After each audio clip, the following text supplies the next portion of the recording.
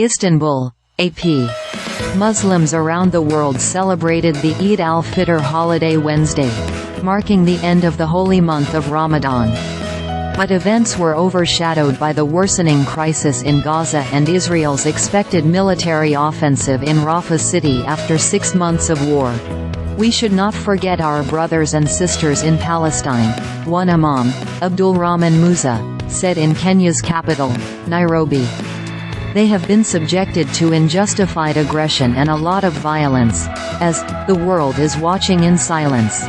In a holiday message, Turkish President Recep Tayyip Erdogan sent support to Gaza, which he called a bleeding wound on the conscience of humanity.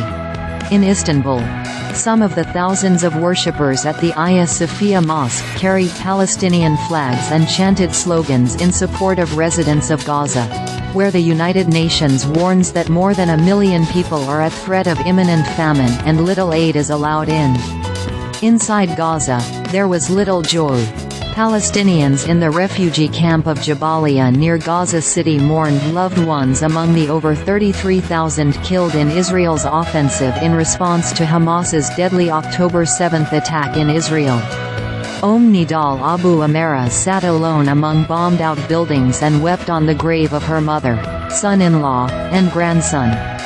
All were killed in Israel's offensive. They, the children, keep saying, "I miss my father, where is he? I tell them that he's in heaven," she told the Associated Press. They start crying, and then I start crying with them. Elsewhere, people were grateful for the plenty they had after a month of fasting and reflection.